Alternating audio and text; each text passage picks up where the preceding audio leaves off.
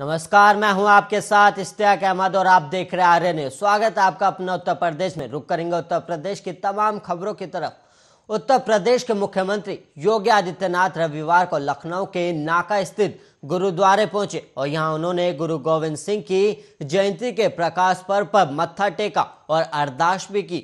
और इस दौरान सीएम योगी ने कहा कि गुरु गोविंद सिंह जी ने देश के इतिहास को स्वर्णिम अक्षरों पर दर्ज कराया है। और माथा टेकने के बाद मुख्यमंत्री ने गुरु गोविंद सिंह के द्वारा समाज को एक सूत्र में बांधने के प्रयास की सराहना की। और योगी आदित्यनाथ ने कहा कि सिख गुरुओं के त्याग और बलिदान को भुलाया नहीं जा सकता और सिख गुरु हमारे और हम सब के लिए प्रेरणा स्रोत हैं।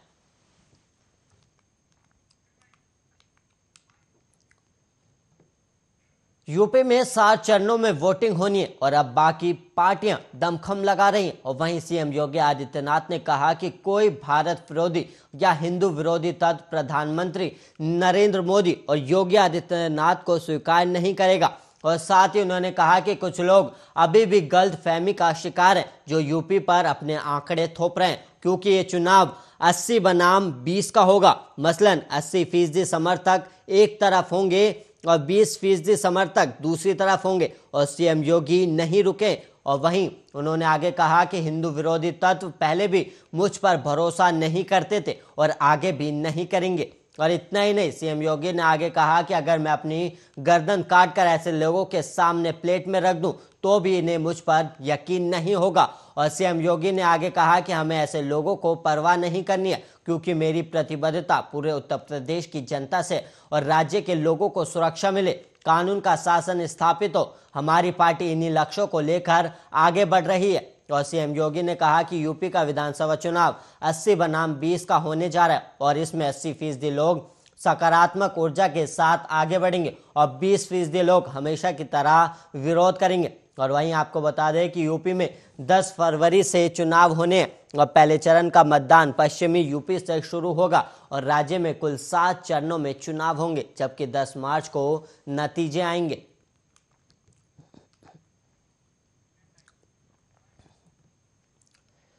पीलीभीत से लोकसभा सांसद वरुण गांधी कोरोना पॉजिटिव हो गए और वरुण गांधी ने खुद ट्वीट कर इसकी जानकारी दी है।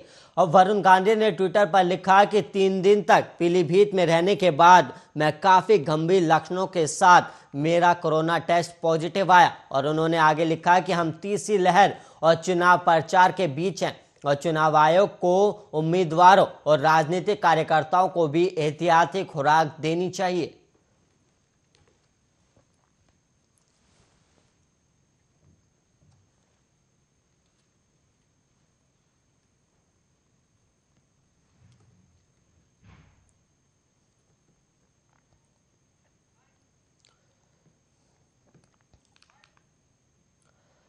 उत्तर प्रदेश में चुनाव की तारीखें के ऐलान के बाद समाजवादी पार्टी के प्रमुख अखिलेश यादव ने कहा कि 10 मार्च के बाद उत्तर प्रदेश से बीजेपी का साफ होना तय है। और उन्होंने कहा कि समाजवादी पार्टी नियमों का पालन करेगी।